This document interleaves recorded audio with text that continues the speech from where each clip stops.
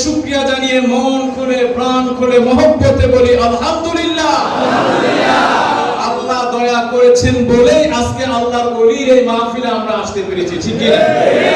ওলি আল্লাহর কাছে তারাই আসতে পারে যারাই আল্লাহর ওলিকে ভালোবাসে, আর আল্লাহ তাদেরকেই ওলি আল্লাহর সুহবতে আনে যাদেরকে আল্লাহ ভালোবাসেন। জোরে বলেন কারণ ওলি আল্লাহর সুহবতে সবাই আসতে পারে না, সবার তাকদীর ওলি আল্লাহর সুহবত নসিব হয় না।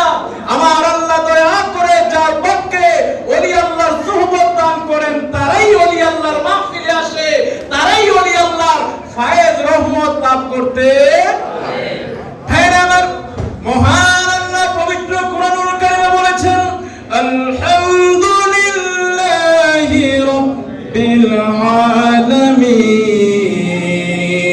সমস্ত প্রশংসা জগৎ সমূহের প্রতিপালক আল্লাহর জন্য। আল্লাহ হচ্ছেন রব্বুল আলামিন, আপনার আমার নবী হচ্ছেন রাহমাতুল লিল আলামিন। কেউ যদি রব্বুল আলামিন আল্লাহকে পাইতে চায়, কেউ যদি রব্বুল আলামিন আল্লাহকে ভালোবাসতে চায়, তাকে রাহমাতুল লিল আলামিন নবী মুহাম্মদুর রাসূলুল্লাহ সাল্লাল্লাহু আলাইহি সাল্লামকে ভালোবাসতে হবে। রাহমাতুল লিল আলামিন রাসূল সাল্লাল্লাহু আলাইহি সাল্লামকে পাওয়া ছাড়া কেউ আল্লাহর রহমত পায় না, পাবে না। কারণ আল্লাহ হচ্ছেন রব্বুল আলামিন, রহমতের মালিক আমার আল্লাহ, বরকতের মালিক আমার আল্লাহ, আর রহমতের ভান্ডার আমার আল্লাহ। যাকে করেছেন তিনি হচ্ছেন রাহমাতুল লিল আলামিন।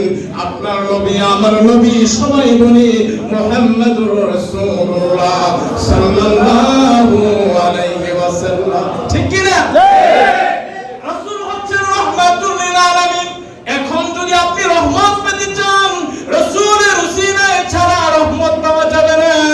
আবার নবী বলেছেন আল্লাহু ইউতি আনা কাসিমুন, আল্লাহ হচ্ছেন দাতা আর আমি রাসূল হচ্ছি বন্টনকারী।